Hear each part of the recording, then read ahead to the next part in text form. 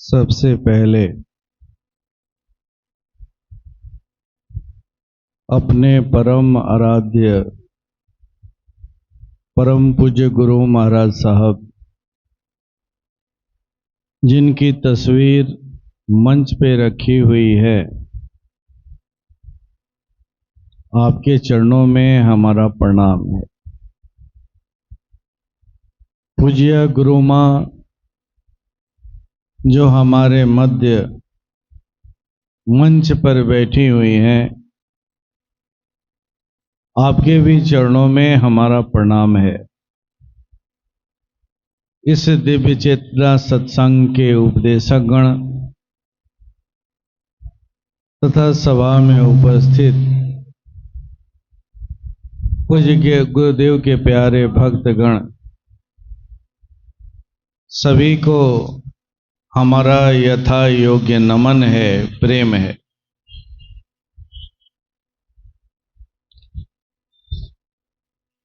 आज मैं जो मंच पे तस्वीर रखी गई है, पूज्य गुरुदेव की तस्वीर, इसी से शुरुआत करता हूं कि ये किन की तस्वीर है। जैसा कि पुराने लोग जो परिचित हैं वो तो जानते ही हैं, लेकिन जो लोग नए हैं वैसे लोगों के लिए मैं थोड़ा सा इस तस्वीर के बारे में चर्चा करना चाहूँ। ये एक सद्गुरु की तस्वीर है, समर्थ गुरु की तस्वीर है।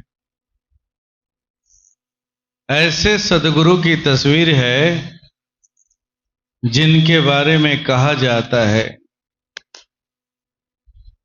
गुरु प्रशांतम भवभीत नाशम विशुद्ध बोधम कलुष पापहारम आनंद रूपम नयना विरामम श्री सत्यदेवम नितराम।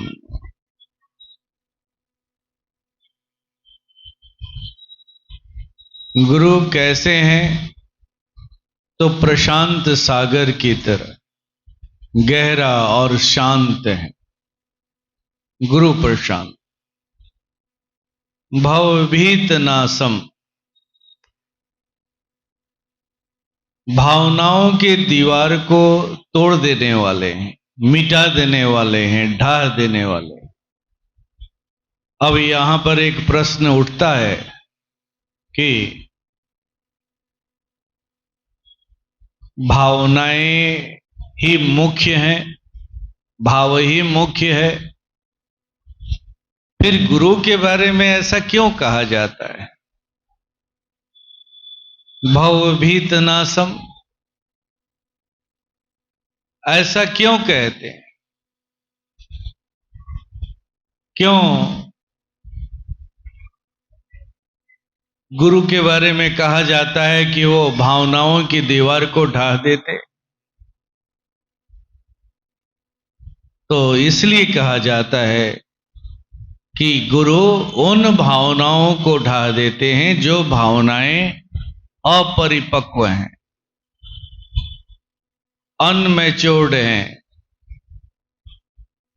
क्योंकि अपरिपक्व भावनाएं जहां होती हैं, व्यक्ति रोज उठता है, रोज गिरता है, रोज उठता है, रोज गिरता है, रोज पूजा करता है, रोज पूजा पाठ छोड़ के भागता है, रोज उसके अंदर में विश्वास पैदा होता है, रोज विश्वास क्षीण हो जाता है।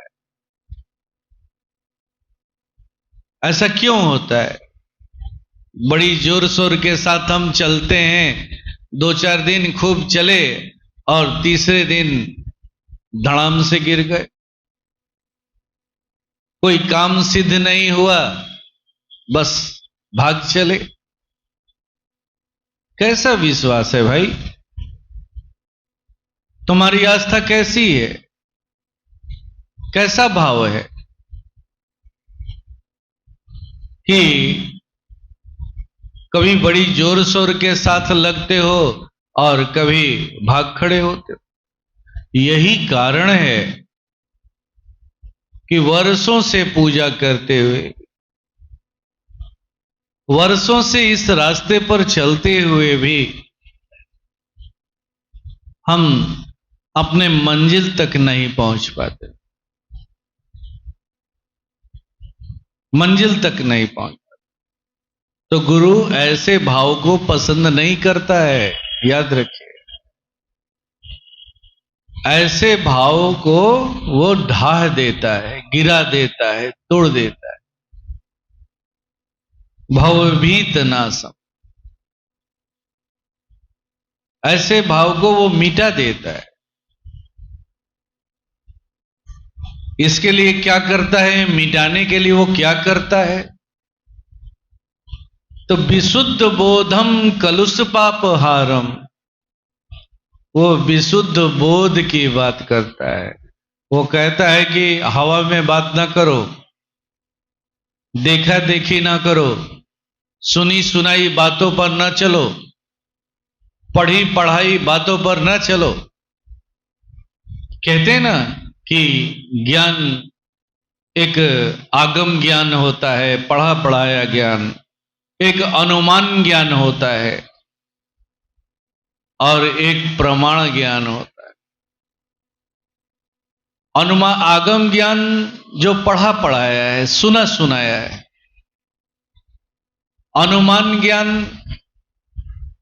अगर हम कहीं धुएं को देख रहे हैं तो अनुमान लगा लेते हैं कि वहां अग्नि होगी। अग्नि दिखाई नहीं दे रहा है, लेकिन धुआं देखने से लग रहा है कि वहां कोई अग्नि होगी। और हम 3 दिशाओं को छोड़ करके उस एक दिशा की ओर बढ़ चलते।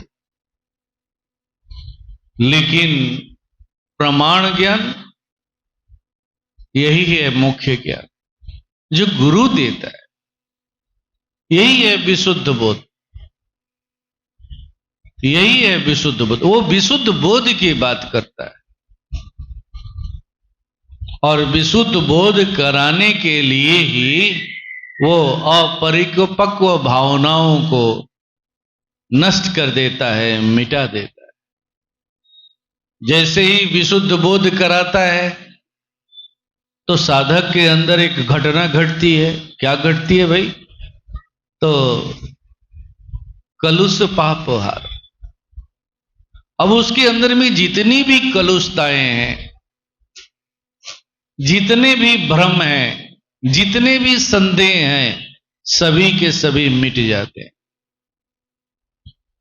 क्योंकि उसने विशुद्ध बोध किया है। किसी के सुनने और किसी के कहने के आधार पर वो नहीं चल रहा है। उसके सामने प्रमाण ज्ञान है उसका। और जब विशुद्ध बोध हो जाता है तो एक और घटना घटती है। आनंद रूपम नैना विरामम। अब उसकी निगाहें जो है ना ठहर जाती हैं, रुक जाती हैं। अब वो किसी की तलाश नहीं करता है। पहले क्या करता था? तो 10 दिन एक गुरुजी के पास रहा, 10 दिन के बाद दूसरे गुरुजी के पास भाग गया। फिर 10 दिन के बाद पता चला कि अरे बहुत बड़े महात्मा बागेश्वर बाबा आए हैं, वहां चलो। फिर पता चला कि 10 दिन के बाद उनसे मन उब गया तो फिर कहीं और भाग चला। यही तो जीवन में होते रहता है। ये किनके साथ होता है? तो जिन्होंने विशुद्ध बोध नहीं किया। लेकिन जब गुरु विशुद्ध बोध करा देता है तो उसकी निगाहों को विराम लग जाता है, वो ठहर जाता है, रुक जाता है, अपने उस गुरु में ही रुक जाता है। विशुद्ध बोधम कलुष पापहारम आनंद रूपम नैना विरामम श्री सत्यदेवम नितराम। ऐसे गुरु की ये तस्वीर जिन्होंने हमेशा विशुद्ध बोध की बात, विशुद्ध बोध। आइए एक मैं आपको प्रसंग सुनाता हूं। जब इस प्रसंग को सुनेंगे तो बात समझ में आ जाएगी कि जब विशुद्ध बोध नहीं होता है तो क्या होता है। व्यक्ति इतनी ऊंचाई पर जाने के बाद भी गिर जाता है। एकदम करीब पहुंच गया है, एकदम परमात्मा के दरवाजे पर खड़ा है, और गुरु परिपक्व नहीं है, गुरु ने उसे विशुद्ध बोध नहीं कराया है, तो उसकी दशा क्या हो जाती। कैसे वो करीब पहुंच करके भी उनसे दूर हो जाता है, दूर हो जाता। ये प्रसंग एक गडेरिये की है, गडेरिये की। एक गडेरिया था जो 100 भेड़ों का मालिक था। एक दिन संजोग से शिवरात्रि का दिन था। गांव में एक बहुत बड़े विद्वान पंडित आए हुए थे, सभा लगी हुई थी। भगवान शिव के चरित्र का वो गुणगान कर रहे थे।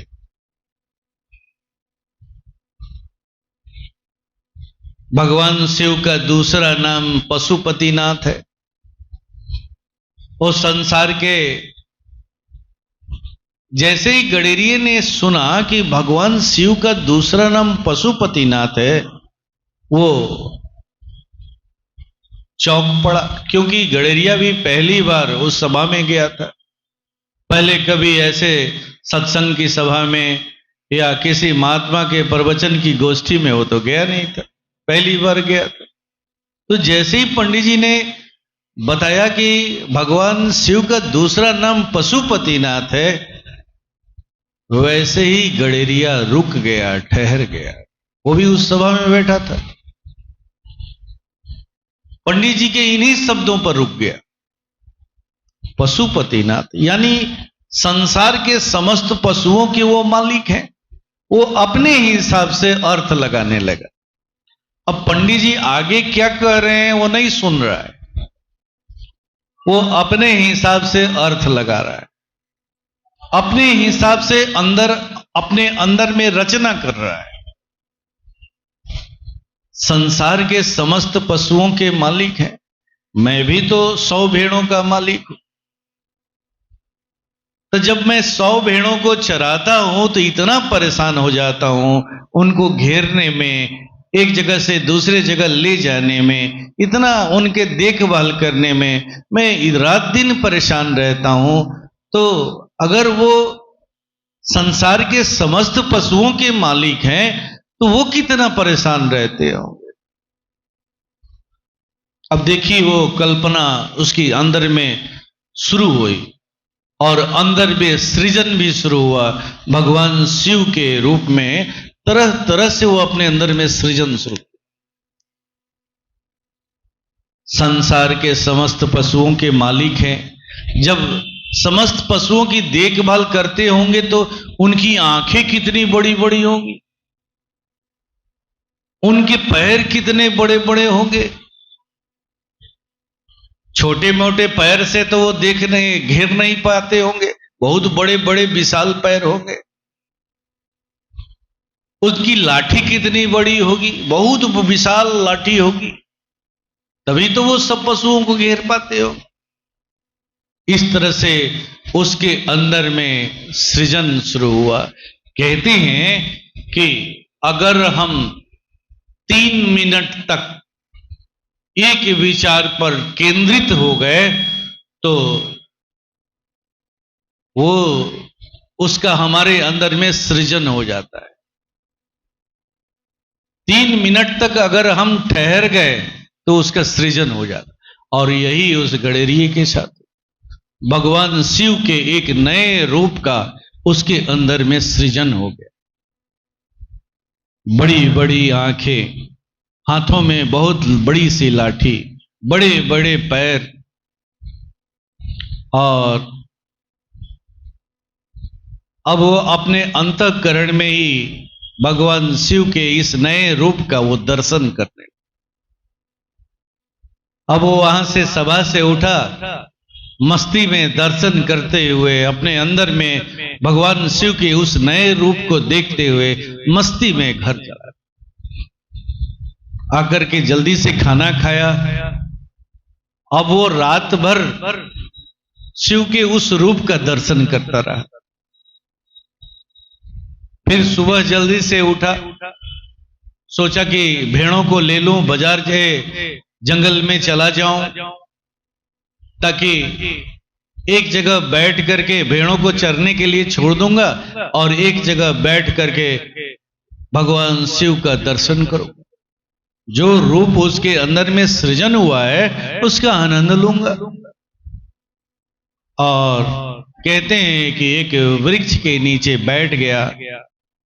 बैठ करके भगवान शिव के जो स्वरूप का उसने सृजन किया था उसी का वो दर्शन करने का। दर्शन करते करते वो बातों के सिलसिले में चलाया, बातों के सिलसिले में चलाया। कहते हैं कि meditation is the secret dialogue between God and man. ध्यान जो है ना, परमात्मा से गुप्त बातचीत करने की एक प्रक्रिया है। यही घटना उसके अंदर में घटने। अब वो बातें क्या कर रहा है? तो हे प्रभु, संसार के समस्त पशुओं को चराते चराते आपके वस्त्र गंदे हो जाते होंगे, वस्त्र धोने का समय नहीं मिलता होगा, मैं आपके वस्त्र धो देता। आपकी दाढ़ी बढ़ जाती होगी, मैं दाढ़ी बना देता। आप थक जाते होंगे प्रभु, मैं आपके पैरों को दबा देता। हे प्रभु, आपको भूख लग जाती होगी, मैं अपने भेड़ों के दूध को पिला देता। इस तरह से अब अपने द्वारा सृजन किए हुए भगवान शिव से वार्तालाप करने लगा। कहते हैं कि उस समय के एक महान संत हजरत मूसा उसी रास्ते से जा रहे थे।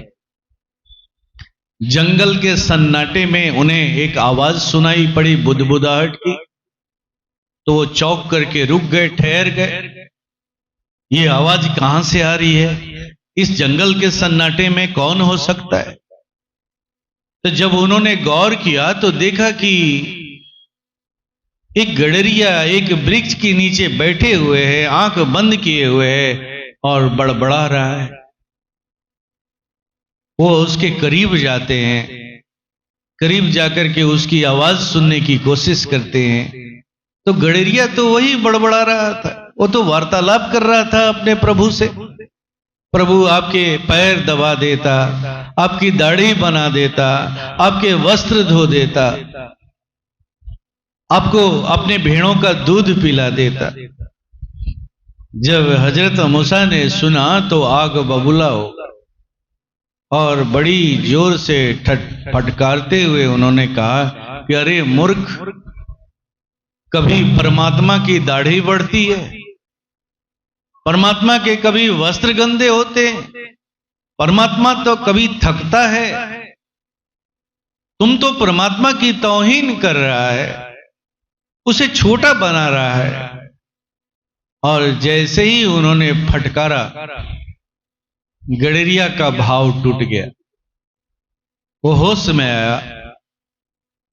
और जब उसने देखा कि हजरत मूसा जैसे महान संत अगर ऐसा कह रहे हैं तो ठीक ही कह रहे होंगे, मैं ही गलत सोच रहा हूं, और डर के मारे वो भागने लगा। कहते हैं कि उसी समय आकाशवाणी हुई, ऐ मूसा,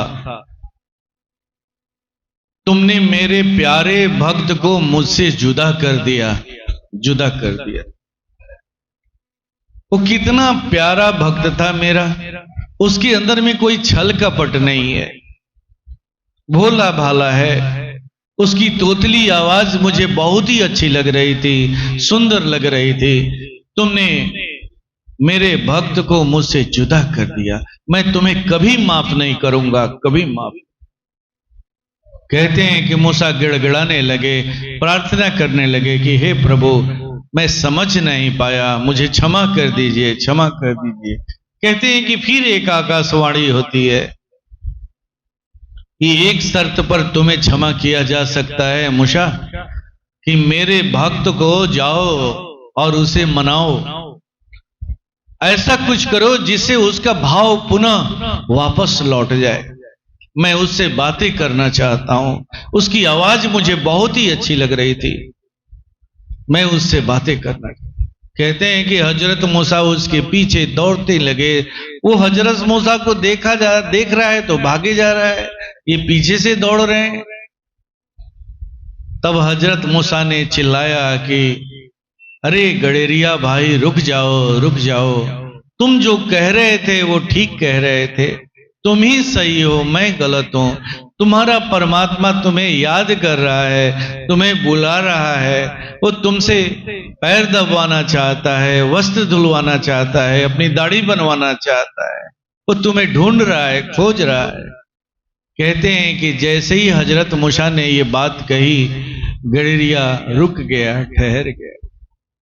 हाँ हाँ, मेरा प्रभु मुझे खोज रहा है, मुझसे दाढ़ी, मुझे उनकी दाढ़ी बनानी है, मुझे उनके पैर दबाने हैं, मुझे उनके वस्त्र धोने हैं।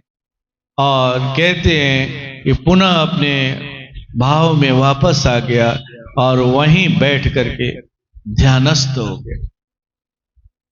जब हजरत मूसा उसके पास जाते हैं तो जो चेहरे पर उसकी तेज है वो देख करके दंग रह जाते हैं। कहते हैं कि ये एक दिन का भक्त, एक रात का, एक दिन का भक्त, भगवान शिव की कथा सुनने वाला है, एक दिन का भक्त जिस अवस्था में पहुंचा है, उस अवस्था में मैंने 40 वर्ष तक लगातार तपस्या की, तब भी मैं उस अवस्था को नहीं प्राप्त। ये है प्रसंग। इस प्रसंग से क्या क्या चीज निकल करके सामने आता है, ये समझने की चीज है। तो दो मुख्य चीजें निकल करके सामने आती हैं। जब हमारे जीवन में कोई सदगुरु नहीं होता है तो हमारी दशा कैसी होती है, तो ठीक उस गणेरिये की तरह, उस गणेरिये की तरह। कितनी अच्छी अवस्था में हो गया है, ध्यान की चरम सीमा पर पहुंचा हुआ है, परमात्मा से बातचीत करने के क्रम में वो पहुंचा हुआ है, कितना करीब हो चुका है उनके। उसके बाद भी अगर किसी ने कह दिया कि ऐसा नहीं होता है, बस उसका विश्वास टूटा, तुरंत उसका पतन हो गया, तुरंत वो नीचे गिर गया। और फिर किसी ने कह दिया कि नहीं नहीं, वो बुला रहे हैं, तुम्हें याद कर रहे हैं, तो पुनः भाव बन गया।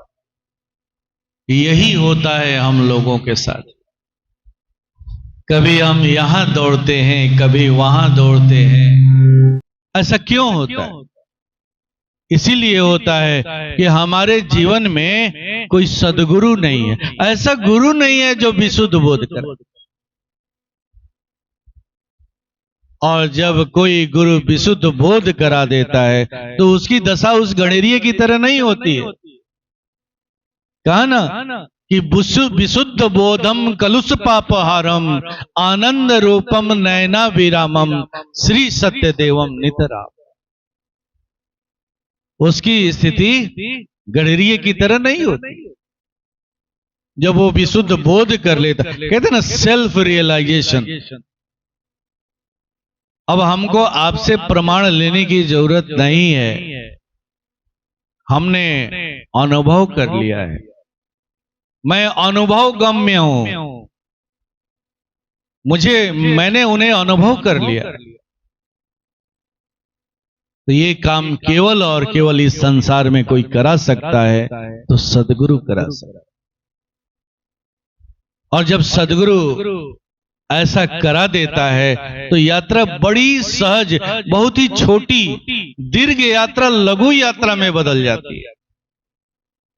यात्रा बड़ी सरल हो जाती है, छोटी हो जाती है। इसीलिए कहा गया है कि ईश्वर खोज का विषय नहीं है, गुरु खोज का विषय और ईश्वर बोध का विषय है। अगर सदगुरु से भेंट हो जाएगी तो वो ईश्वर का बोध करा देगा, करा। इसलिए याद रखिएगा हमेशा इस बात को कि आपके जीवन में कोई न कोई एक ऐसा सदगुरु अवश्य होना चाहिए, तभी आपकी यात्रा सार्थक हो पाएगी। वरना आज यहां दौड़ेंगे, कल वहां दौड़ेंगे, परसों वहां दौड़ेंगे, जीवन तो बीत गया। जन्मों जन्मों से तो यही करते चले आ रहे हैं, जुगों जुगों से तो यही करते चले आ रहे हैं। कभी आपके जीवन में स्थिरता नहीं आई, कभी ठहराव नहीं आया। क्यों? तो इसी वजह से आपने किसी सदगुरु की तलाश, और ऐसे ही सदगुरु की ये तस्वीर है जो मंच पे रखी है, यही है इनका परिचय। ऐसे महाप्रभु के दरबार में हम सब बैठे हुए हैं,